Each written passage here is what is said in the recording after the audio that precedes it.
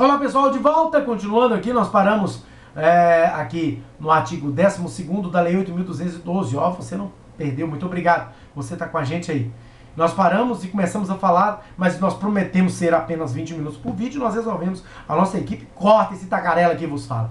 A pessoal da edição aqui corta mesmo, é 20 minutos e acabou, e sem blá blá blá. Se você que estiver gostando dessa videoaula, eu sou o Val Cleiton de Paula, seja muito bem-vindo, estamos estudando a Lei 8.212, que regulamentou, que criou, juntou o IAPAS e juntou o INPS e tornou INSS, Instituto Nacional de Seguridade Social, que compreende a área da saúde, são os 3 pilares da Seguridade Social, a área da saúde, a Previdência Social e a Assistência Social. Estamos estudando o artigo 12º e paramos na lei, no artigo 12, 12º, e estamos no parágrafo, ou melhor, no inciso, que é considerado como empregado, o inciso F.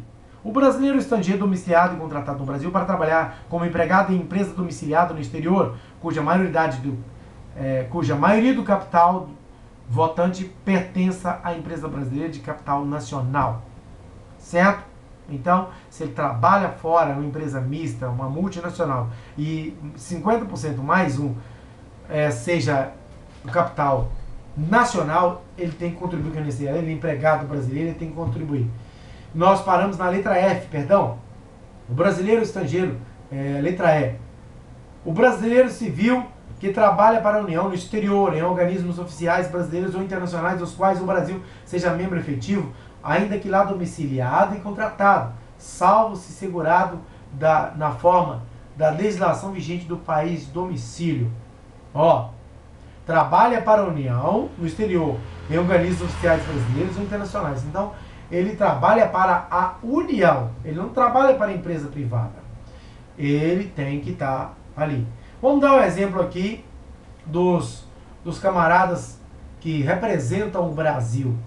Os ministros que representam o Brasil no exterior, o ministro do exterior, os camaradas que trabalham lá naquelas, esqueci o nome agora, me falhou, aquelas estacazinhas que tem, aqueles cômodos, aqueles escritórios que representam o Brasil, os refugiados, fugiu o nome do camarada, você sabe o que eu estou falando.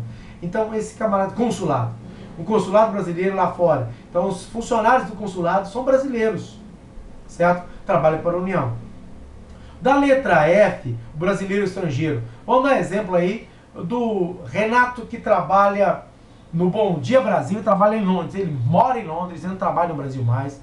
Ele trabalha em Londres para a Rede Globo de televisão. Ele tem que pagar INSS aqui no Brasil, porque ele é funcionário da Globo, tá certo? Ele trabalha lá, a não ser que tenha algum problema lá. Letra G, o servidor público ocupante de cargo em comissão, sem vínculo efetivo com a União, autarquias, inclusive em regime especial e fundações públicas. O servidor ocupante de cargo em comissão, sem vínculo efetivo com a União, autarquias, inclusive em regime especial e fundações públicas federais. Então, esse camarada aí, que trabalhou como diretor de prefeitura, gerente, etc., são os agentes políticos, cargos em comissão, certo? Esses aí, os camaradas que tem uma lei específica para isso. É o camarada que o prefeito ou a prefeita, o deputado, o vereador, coloca e tira quando quiser. Carga do prefeito, ou do vereador, do deputado, ou do senador, etc., então ele trabalha para esses camaradas. Eles têm o poder de, como o caso aí recente agora, da presidenta Dilma, para salvar o Lula de um processo e transformá-lo em um foro privilegiado que só o Supremo Tribunal Federal poderia julgá-lo, ele sairia das mãos do ministro Sérgio Moro. Olha, isso poderia cair na prova do Sebrasp. Pode cair, não sei, não tem bola de cristal nenhuma, não tenho revelação dessas coisas, não tenho adivinhação, e aí de mim de adivinhar alguma coisa, né? Então, o caso, o Lula como ministro da chefe da Casa Civil, ele seria, o seu processo sairia da esfera federal do estado do Paraná, do Sérgio Moro, e passaria para o Supremo Tribunal Federal. Então, voltaria a estaca zero. Ninguém ia mexer com o Lula mais. Certo? Então é isso aí. Letra I. Ó, a letra H foi revogada pela Lei 9.506. Ela foi transferida, né, para a Lei 500.000, Lei 9.506. Então a letra H não existe mais. A letra I, o empregado do organismo oficial internacional ou estrangeiro em funcionamento no Brasil, salvo quando coberto por regime próprio de previdência social. Lei 9.876 de 1999. Nós estamos falando do artigo 12º, só para você não perder o raciocínio. E falando sobre aí quem é considerado como empregado. Inciso 1. Letra J. O exercente de mandato eletivo federal, estadual, municipal, desde que não vinculado a regime próprio de previdência social. Exercente, quem exerce mandato eletivo federal, estadual ou municipal. Inciso 2º, como empregado doméstico. Então, vamos voltar aqui no caput. O caput são segurados obrigatórios da Previdência Social as seguintes pessoas físicas, certo? Já falamos do inciso 1º, como empregado. Agora, quem é obrigatório como empregado doméstico? Vamos lá. Cadê? Inciso 2. Opa, passei muito da lei. Inciso 2. Como empregado doméstico, aquele que presta serviço de natureza contínua à pessoa ou à família no âmbito residencial desta em atividades sem fins lucrativos. Então, aquele empregado que poderia ser doméstico, mas ele é chamado, trabalha um dia na semana, ele não é empregado doméstico. Olha, o patrão deu gabiru na lei, que é a brecha da lei, escapou, ele não é empregado doméstico. Então ele não se enquadra como inciso 2º empregado doméstico. Ele é apenas um avulso, um camarada que vai lá e presta serviço por um dia só e acabou, uma vez por semana. Agora o empregado doméstico é quem está lá de segunda a segunda, né? Consumo até domingo no serviço.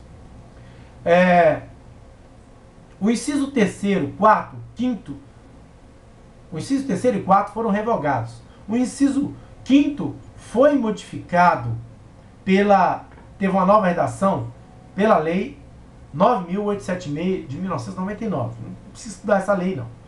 Então, fala do contribuinte individual.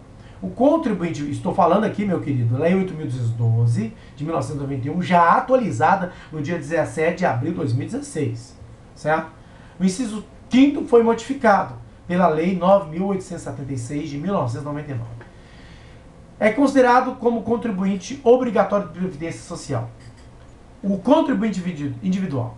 O inciso a letra A, a linha A, foi modificada pela Lei 9.876, que passou a ter a seguinte redação: a pessoa física, proprietária ou não, que explora atividade agropecuária, a qualquer título, em caráter temporário, em área superior a 4 módulos fiscais, ou quando em área igual ou inferior a 4 módulos fiscais ou atividade pesqueira,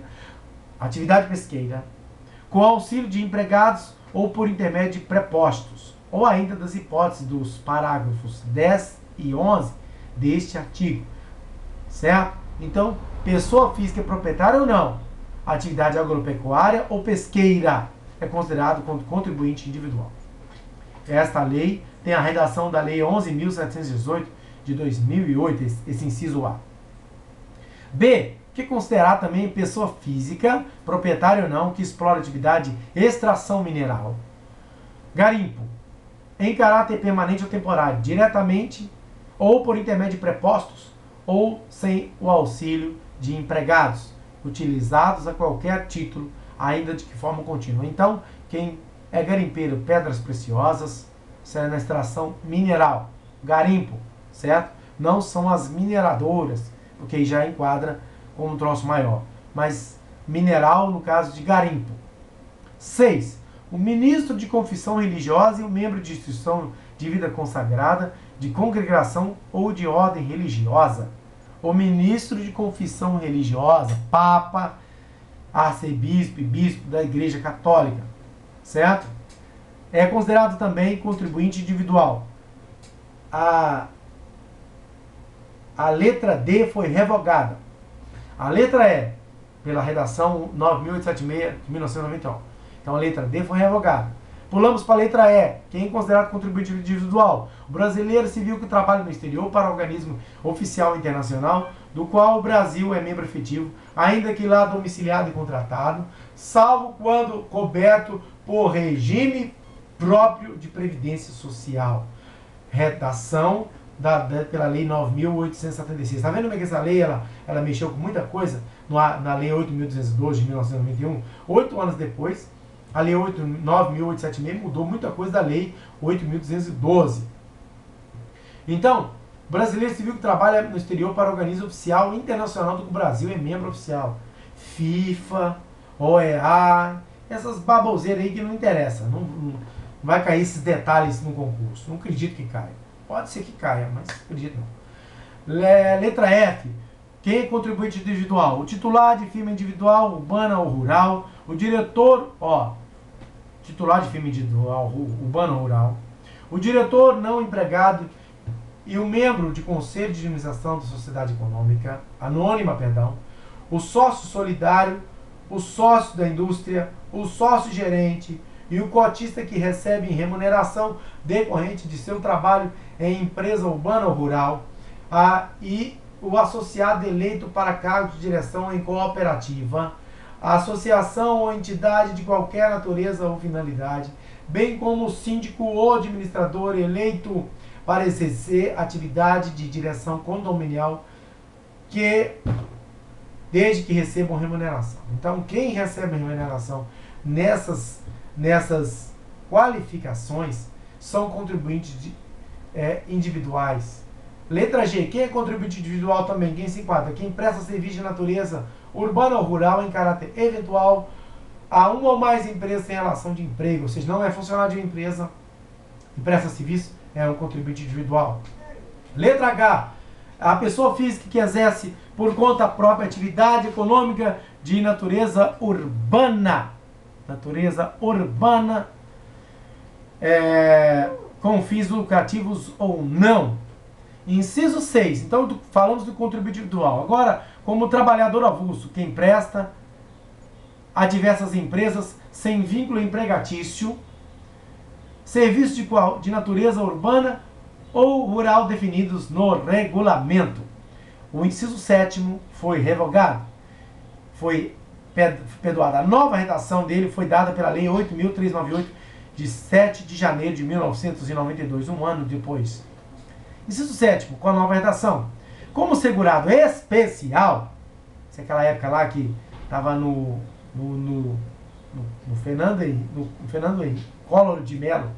Fernando Collor de Mello fez o plano Collor 1, Collor 2, né? Estava aqui no plano Collor 2 já. E o Collor 2, então, acabou com o segurado especial do jeito que era antigo. Mas vamos falar como é que é o novo agora.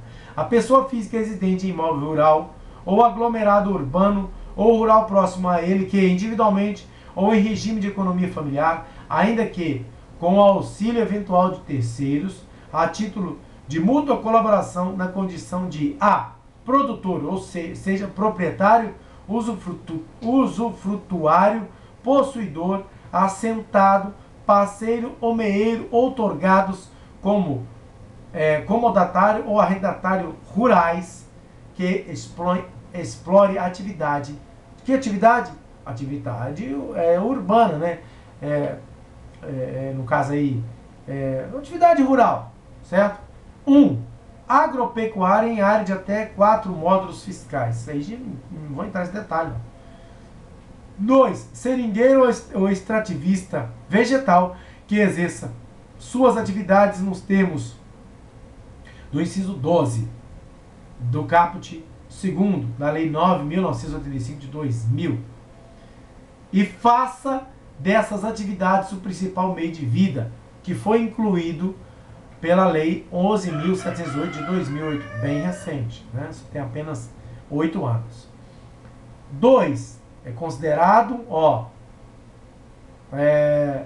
como segurado especial. Letra B. Pescador artesanal ou a este assemelhado que faça da pesca profissão habitual ou principal meio de vida. Infelizmente, quem vivia da pesca, pescador do Rio Doce, desde lá de Mariana, onde desagou aquela desgraceira toda, aquela merda que esse pessoal que roubava ouro, fingindo que tá pegando minério, certo? E roubam ainda o ouro, não tem como provar, mas, né? Que tanto de porcaria que encontrou de chumbo, magnésio, mercúrio, vai lá, isso não é para lavar minério não, me desculpa aí, é para pegar ouro no meio do negócio, certo? Pegando ouro gratuitamente. Bom, isso não é o caso nosso aqui, certo? Então, os pescadores que viviam do Rio Doce, desde lá até chegar lá no deságue dele, em Ares, se eu não me engano, se lascou, certo? Ele deixou de ser um segurado especial. Letra C, quem é considerado segurado especial, cônjuge ou companheiro, bem como filho maior de 16 anos de idade, ou a equiparado do segurado que tratam as alíneas A e B deste inciso, que comprovadamente trabalhem com o grupo familiar respectivo. Ou seja, o camarada trabalha aí como pescador ou como da área rural, né? Na agropecuária, ou seja, ou ele é agricultor ou ele é pecuarista. E a esposa dele, o filho dele maior de 16 anos, são considerados segurados especiais. Preste atenção, isso pode cair. É considerado segurado especial filhos maiores de 16 anos e esposas dos quais os maridos trabalhem como produtor rural, agricultor ou pecuarista e pescadores? Claro que sim. Está certo? Certo ou errado? Certo. Você pode botar porque você tem 1 minuto e meio para responder a questão da prova. Todas as provas, todas as duas provas, a prova A, prova 1, prova 2, 50 questões. E esta que estamos falando, a Lei 8.612, 70 questões, é doído, tá, gente? Bom, parágrafo 1º. Entende-se como regime de economia familiar a atividade em que o trabalho dos membros da família é indispensável à própria subsistência e ao desenvolvimento socioeconômico do núcleo familiar e é exercido em condições de mútua dependência e colaboração sem a utilização de empregados permanentes. Certo? É o núcleo familiar. Já não se torna uma empresa. Já não se torna um proprietário gigante, o fazendeiro. É coisa familiar, certo? Vive de cooperativa, o cara planta um hortinho ali e submantém, tem um leitinho ali, 50 litros de leite. Eu tenho um primo em Rondônia, que é desse jeito, mora em Teixeirópolis. É assim, ele, a esposa e o filho, tira lá 50 litros de leite por dia. Né? Então é uma coisa pequena, familiar. Não tem empregado, você não tem condições de bancar. Mora numa casa simples, é um sítio lá com 5 alqueires de terra, sei lá, 10 alqueires, não tem pequeno, certo? Parágrafo 2º. Todo aquele que exercer concomitantemente mais de uma atividade remunerada sujeita a regime geral da Previdência Social é obrigatoriamente filiado em relação a cada uma delas. Então, RGPS, Regime Geral, se cair no lugar de falar Regime Geral da Previdência Social, quais são os contribuintes individuais, os contribuintes especiais, certo? Segurado especial do RGPS. Você não sabe o que é? Regime Geral da Previdência Social, certo? São obrigatórios aqueles que estão, que exercem concomitantemente mais de uma atividade remunerada sujeita. Então, o cara que recebe mais atividade remunerada, ele é sujeito ao regime. Parágrafo 3º foi revogado. O parágrafo 3º em si foi revogado pela Lei 11.708 de 2008. Parágrafo 4º.